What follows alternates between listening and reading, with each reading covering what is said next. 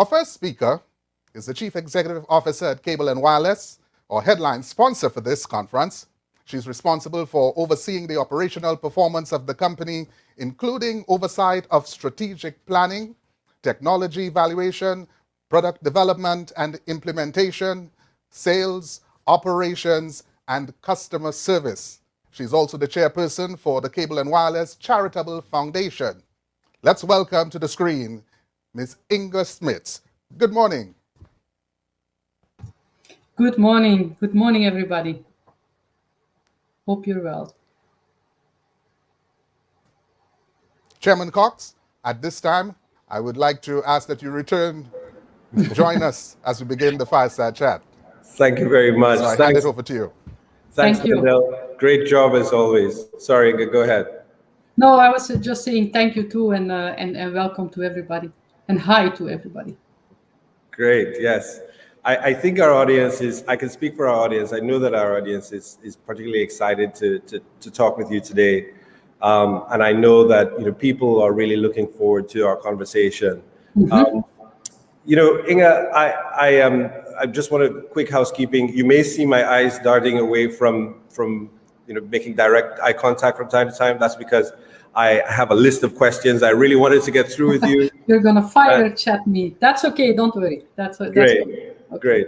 So look, I think it might be a good idea if we started by just asking you a little bit, if you could share with our audience a little bit about yourself, so that they get to know a little bit about the person they're speaking with today.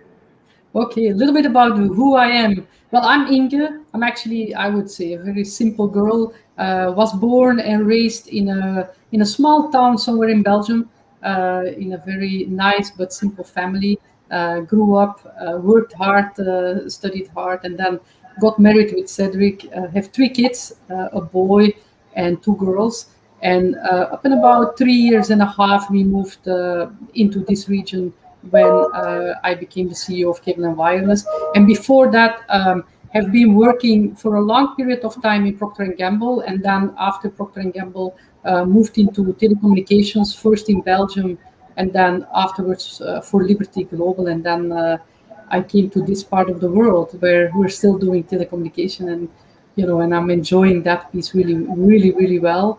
And in the essence, I would say I'm a very simple person that doesn't like to be in the, let's say, the shine, but just likes to be behind the scenes.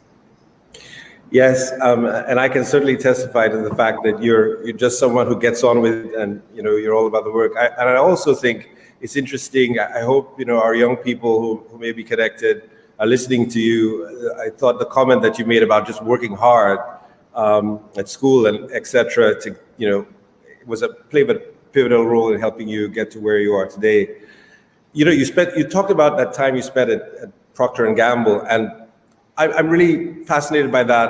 I want to know, we have other things we want to get to, but I wonder, what were some of the things that you learned in your long career before, for Cable and Wireless that you think are still valuable for you today? I mean, what are some of the things that you think are still influencing you, even in your management style today? I would say, let's say, linking to that working hard comment, in the sense that very early on, already in school, people would say, you wouldn't be able to do this, or you wouldn't be able to do that. And that always really, when people tell me I'm not capable of doing something, that triggers me into showing actually I can. And so very early on, that has been something which has always inspired me, and which I also always, let's say, tell other people to never let down if somebody tells you that they think you can't do it, because it's only you who can really make that difference. So that, and then, very early on, let's say, coming out of school, moved into Procter & Gamble, and I always looked at Procter & Gamble as a company that actually was a prolongation of my studies, because it's a company where you learn a lot from a business perspective, but also what I would say from a consumer perspective. And so very early on, learned there that the consumer is my boss, not all the other bosses that I have. It's really the consumer that is, my daughter is coming to say hello here. So the consumer is really the boss, and keeping that in mind in all the decisions. So sometimes the very difficult decisions you need to take. is something that has always inspired me. That's number one. And number two would be what I learned also in P&G is you need to be hyper proud of what you do. You need to do the things you love, and you need to have the passion for it. And when you do so, I always give this example, and people always laugh with me, but one category I worked in P&G was diapers. And even today, I left P&G 15 years ago. So even today, if I would see people that use a different brand than diapers, I would still go to them and say, no, you're making a mistake. You really need to take care of your kids. You really need to use Pampers, and this is why you would have to use Pampers. So I think that pride of being super proud of the services you bring, the products you bring, is something I really try to bring to Kibna Wireless and to everything we do. And I'm not saying we're always good at it. We will talk maybe a bit about that one, because it's very difficult to put that standard. But it is for sure the intent which I learned there, which I think today is still what guides me and guides the whole Kibna Wireless team, I would say. Yeah, that's a really interesting comment, because one theme I think that comes out of everything you've said is it seems to me that you are talking about coming to the industry with a certain level of humility, for the customer, humility about the service you provide, and wanting to make sure that you don't take those customers for granted. So I think that's a really telling comment, actually. You moved to Cable and Wireless at a time when, about 3.5 years or 4 years ago, and let's face it, in that time, you've had to deal with, consoling families in Miami shortly after you arrived, as a result of, school shootings. It was very traumatic. We've seen, you've managed the company through Category 5 hurricanes. We've had volcanic eruptions in the Caribbean. And of course, we've had a pandemic. And I just want to get a sense from you, hopefully it's a long tenure yet to come, but these 4 years, how would you describe them? How would you characterize them for our audience? 4 years of learning, I would say, first of all, unlearning and not taking anything for granted, because first of all, you move your entire family. And then also you come into a region where you don't know anything.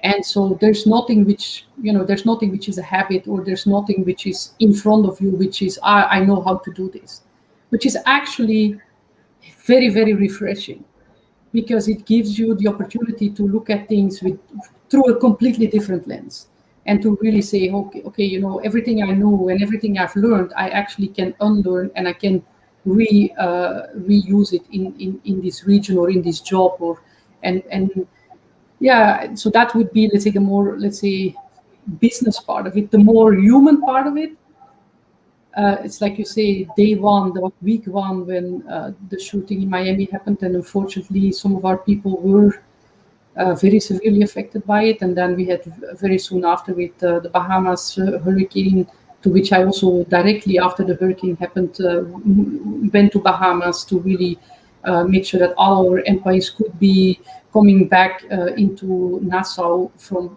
Abaco and from Grand Bahamas. And so I really was there with the families when they were arriving after that event, and it just makes you super humble. And I think the only thing you can do at those moments in time, no matter what it is, it can be the volcano in St. Vincent, it can be the happenings in Bahamas, it can be the happenings recently with COVID, or what happened in Miami. And even, we had a flooding in Trinidad also very early on. Just be approachable for the people, go there and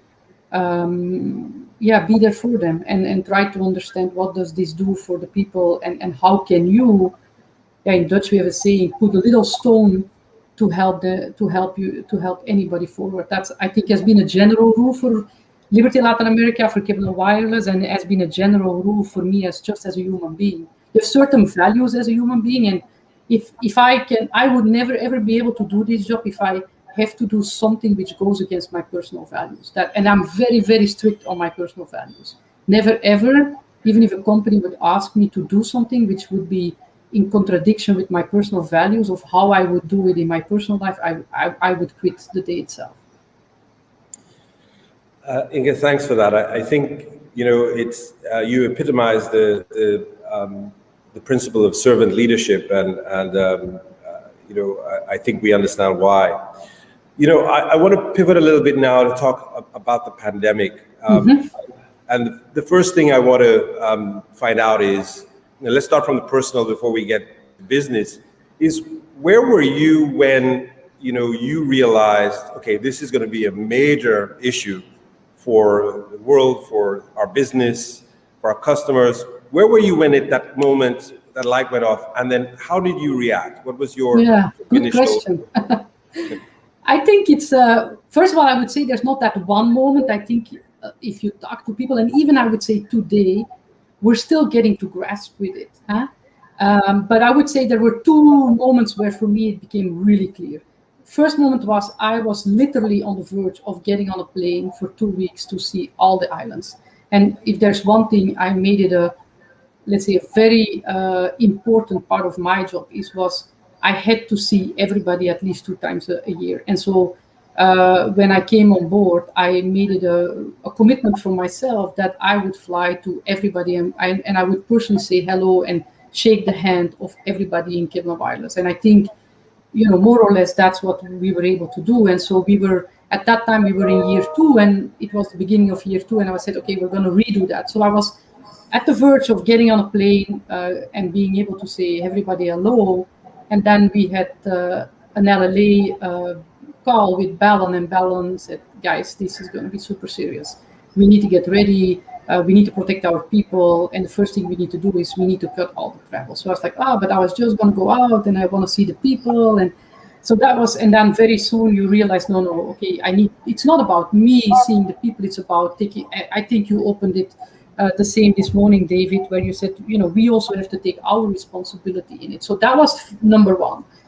And then let's say a few weeks after, I did have to go back to Belgium for personal reasons.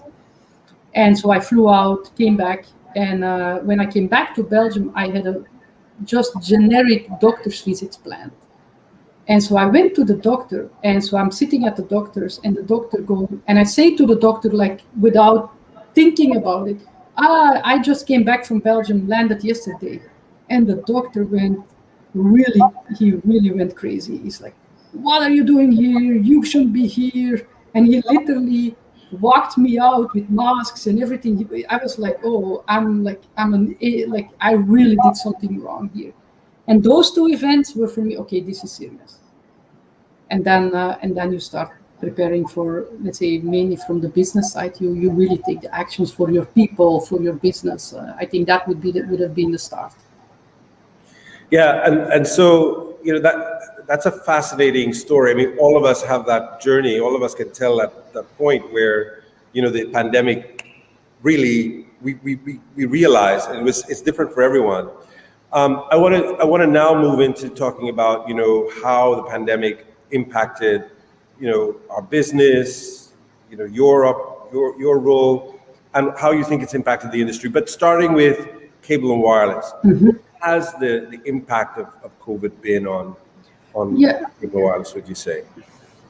I think for Cable and Wireless, it has not been different than for the Caribbean. I think if you look at the region and you look at the Caribbean, Latin America, the first thing the pandemic did, it stopped the tourism, and which we know is the heartbeat of our islands and of the Caribbean region. So, and as a consequence, it also hits everybody on the islands, everybody within the Caribbean.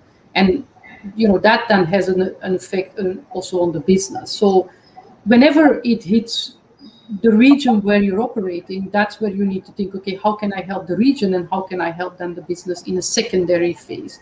So the 2 things we did, and it starts with one overarching mantra, and this is what I always call the why. Why are we here? Why are we doing what we do? It's I don't know whether people know Simon Sinek. He's a really great speaker, and he talks about what you do in life and how you impact things in life. You should really know your why. Why are you not just doing things because you think you have to do them, but what is your why? We very early on, already before COVID, had said we have 2 whys. Our one why, and overarching it is we want to connect people. And number 1 is when the COVID happened, we said number 1 is we are going to take care of our employees, no matter what. And we went very far in that, and I can talk to that a bit. And the second thing So taking care of your people was our why, and still today we will take care of our people and our employees. And the second piece is we decided that in order to take care of the region, we also had to take care of that connectivity.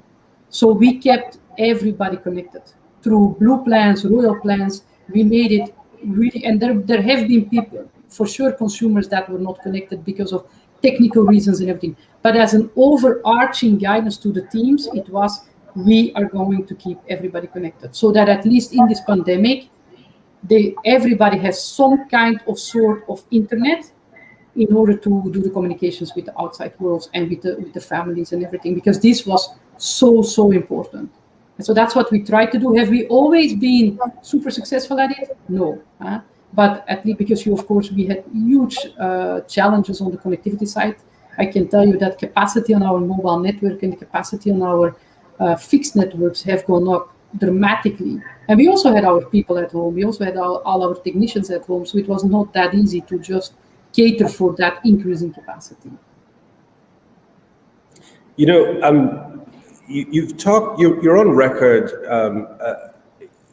talking about, you know, your commitment to getting the region connected, and the pandemic really highlighted why connectivity is important, and it also highlighted, you know, the disparities between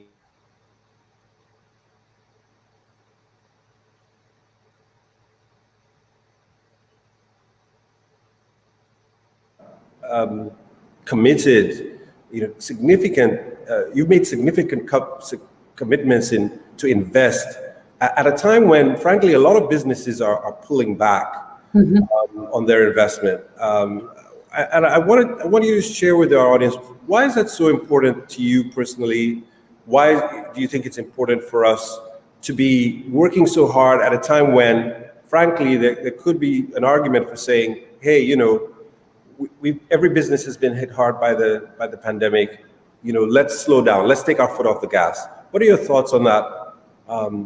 You know, well, it goes back to the responsibility you carry. I think we as an organization, we are a telecommunication provider, and we have to take that really seriously in the region and wherever you do that. You know, I think that is something, if you think about it, and you know, when our services go down, you know, the communication to hospitals, the communication to what we call real important services would go down. So in general, whatever happens, whether we're dealing with hurricanes, whether we're dealing with COVID, we have a huge responsibility to carry, and we do have to take that really seriously.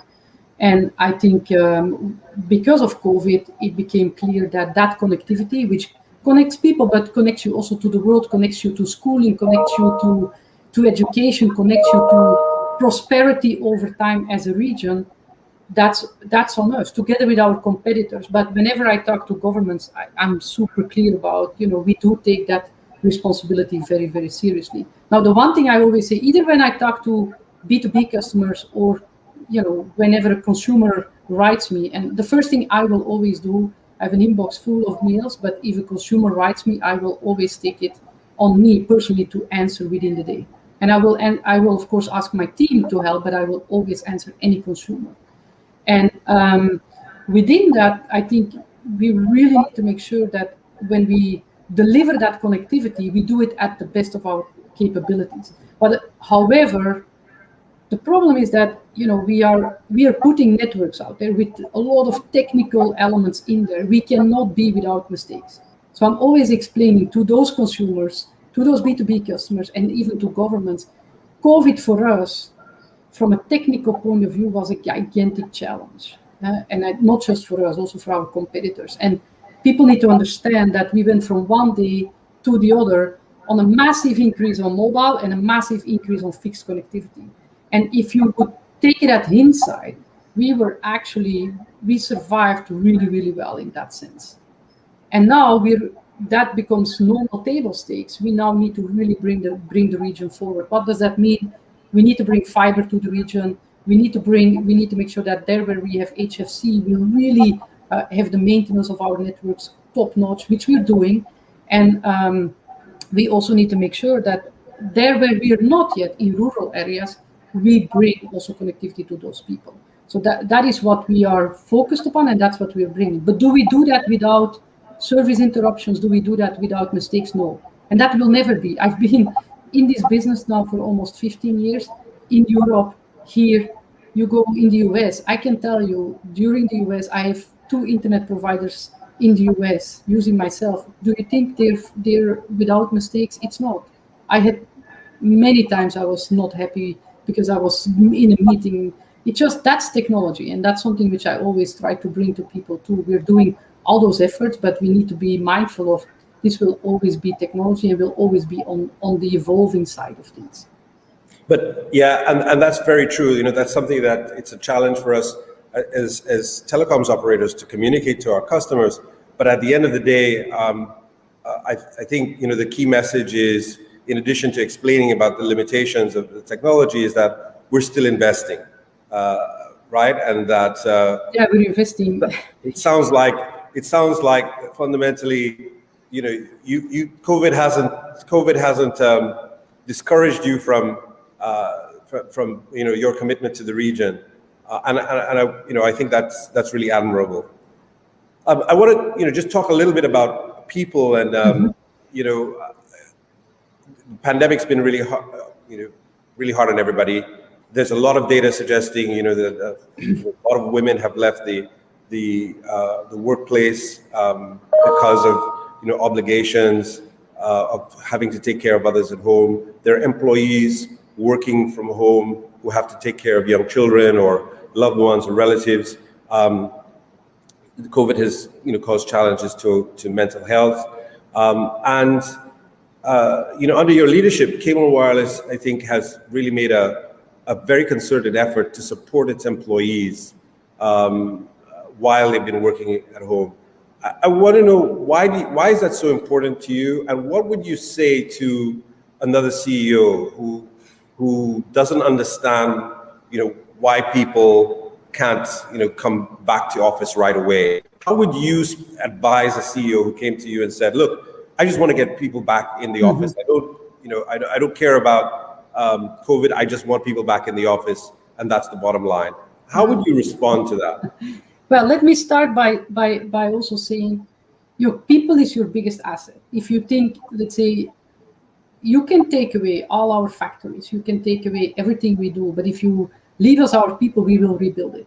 And that's a philosophy that I've had in my entire career. And so your people are your biggest asset, no matter what. You know, even bigger than your network. Because if you don't have your people, and you don't have your people being happy and in a good shape, you will go nowhere. So I think that is the starting point of everything. And so when COVID happened, the first thing we said as a leadership team is, and this is not just for Cable & Wireless, this is also led by Ballon, our CEO, and because it was a big stake. We kept, during COVID, though, let's say 2020, we kept all our employees employed, everybody. We did not take any pay cut. The only people that took a pay cut was the leadership team of Cable & Wireless, of Liberty Latin America. And the third thing we did is we put a fund together, which we call the Employee Help Fund, where everybody of Cable & Wireless, not for themselves, but for their families, could ask for help from Cable & Wireless, to which the board and the leadership team had put that money into that fund. Not even the business, it was really us, together with the board, who made funds available so that we could help the region. And the essence of that, why we did that, goes back to people are our biggest asset. We have our people out in the front line in very, very dangerous circumstances, even more today than ever before when COVID happened. We have people, of course, in the offices, but a lot of our people have to be out there in, and so they put up, let's say, they almost risk their lives in order to bring connectivity.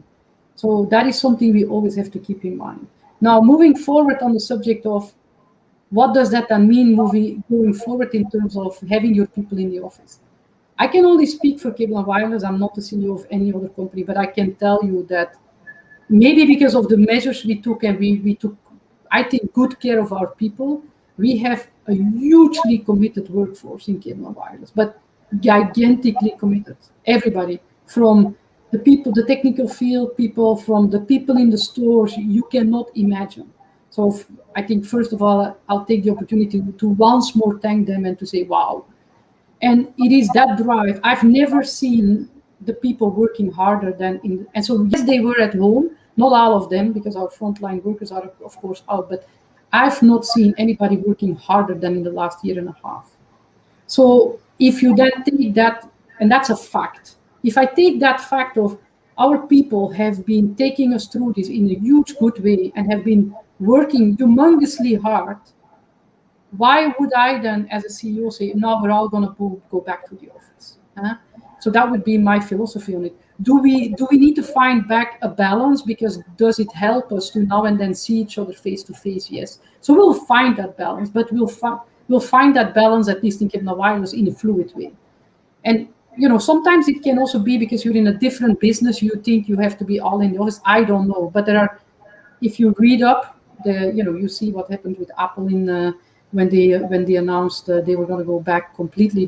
Within the day, I think Tim Cook had to draw back what the decision he had taken. So I would say, really ask yourself the question: have my people done at least as good as before? And at least for Kibna Wireless, I can tell, really, our people have been working hyper hard, and the flexibility they've gotten also to manage their personal lives with the business lives, I think is welcomed. Thanks, Inge. I think that's good advice. You're actually helping improve. You might actually help improve engagement and productivity. I'd like to get your thoughts on education. This is a major issue for the region. But before I do, there is one part of that question about people that I do want to get your thoughts on. Later this morning we have a session on women in ICTs, and again, same question, similar sort of question, which is, if a CEO came to you and said, most of my senior management are male, why is it important to have women or any diversity in my leadership team? How would you respond to that? What advice would you give? First, I think, first of all, diversity, and like you say, it has more than women and men. Today, I would say I have the most diverse team I've ever led, and I don't think you can get a more diverse team from all angles of the world than what I have today. It's been a pleasure to work with such a diverse team, because it brings you angles from, let's say, everybody comes at it from a different angle, and hence that makes you better. So diversity just brings you better. It's not because somebody looks at the things in a different way that it's wrong. It's just different, and then the art is to put those different views together and make the best out of it as one team. What I always say to my team is, if you go into finance, 1 + 1 + 1 + 1 is 4. If you're leading teams, 1 + 1 + 1 + 1 can be more than 4. And that's that, let's say, amplifier effect. And diversity amplifies that piece. On the woman piece, and I know there is a debate later on. I would say, first of all, I think men needs to understand how women think, and women need to understand also how we ourselves think and think about things, so that we can also unlearn ourselves. And even as a female CEO, I cannot express how difficult it is to tell other women. And I recently did changes in my leadership team, and I made it real clear to everybody. Everybody can try to get the job, but at least I'm going to pick 2 women. Within the Caribbean, I don't care, I'm going to take 2 women. And there are many women who did not put, which I had on my mind, who didn't put their hand forward. And then HR would come to me and say, hey, Inge, but we're not having a lot. I said, but did we reach out to these women? Because I bet you these women themselves think they can't do it. And that's what I mean with, you need to understand, even as a female CEO, you need to understand how female think.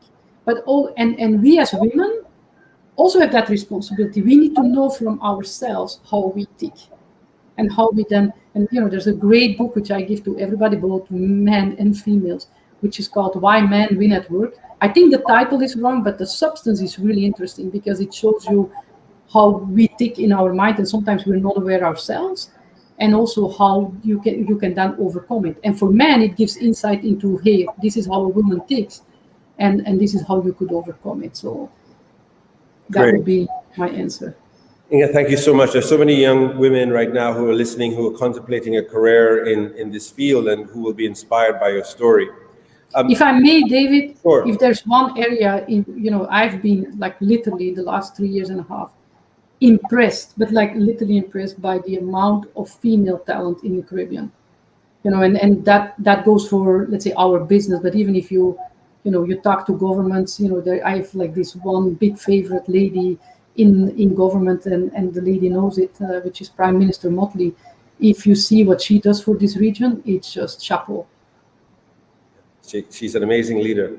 The Caribbean, there's some research some years ago which suggested that the Caribbean is a bit of an outlier in that there are many more women in senior and junior positions than in other parts of the world. So that's encouraging. So Inge, we've entered I just want to tell the audience that if you have a question for Inge, please send it in, and as long as it's appropriate, I'll be happy to ask it. But Inge, I still have a few more questions for you, and I wanted to talk about education. I know this is important to you. It's incredibly important for our region that we get as many young people connected as possible, and of course, the pandemic really exposed challenges there.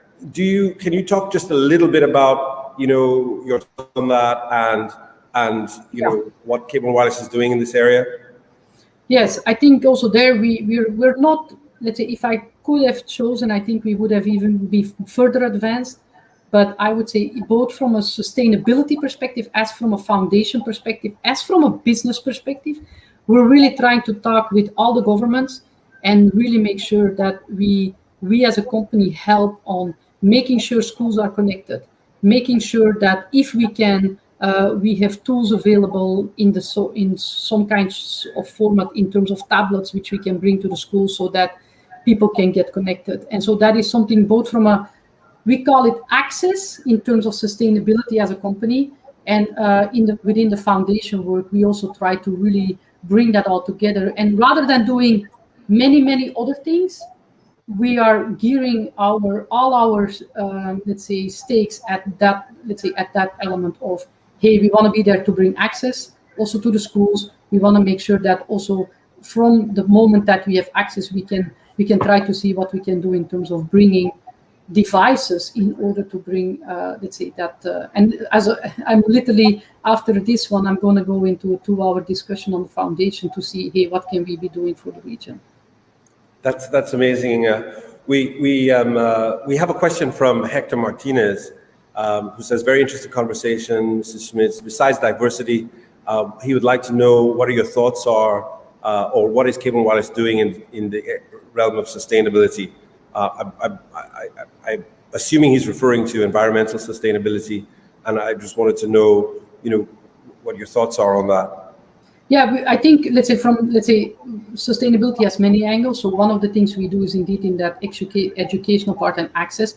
In the more environmental piece, we do know that we need to go, for example, to power reduction, so that we really make sure that we have solar power coming and everything. So we're really working hard with our technical people to make sure to see how can we get sustainable energy into the Caribbean islands, so that we can really work with the governments, work with everybody there to bring sustainability higher on the agenda. Thanks, Inge. We have a few more minutes left.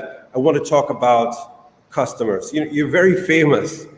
From the very first day you joined Cable & Wireless, you said, the customer is my boss. The customer is your boss. Customer experience is also the big watchwords on, it's the big thing right now in the industry. What's your vision for that? What's your ambition for Cable & Wireless in this area? Yeah, it's a good point. Well, I think, look, COVID brought, at least for Cable & Wireless and I would say for the telecommunication industry, brought that customer experience to a next level, because people were not working from home. Remember, we were ready to do that in big offices. There we had the bandwidth already. Now, all of a sudden, all that bandwidth, has to be delivered into the home, and so that's a totally different way of operating than before. And that and the expectations of a customer sitting in an office and having internet versus the expectations of a consumer sitting in their home office creates that your customer experience just got upside down. And so that's one. And so that's where we need to adapt and pivot to as a company. And it is true that I'm always telling everybody in our organization, our boss is not me, it's not Bellen, it is our consumer. And so we will have to work really hard. Do we still have a way to go? Look, granted, we have a long way to go because we're not out of the woods yet. But we have a whole team, a specific dedicated team within Cable and Wireless. Each leader has a customer experience guru at the table and has to really represent the consumer in every single business meeting. So whenever we're at the verge of taking a decision which would go against consumer interest, it is the core task of that person sitting at the leadership table to say, hey, stop.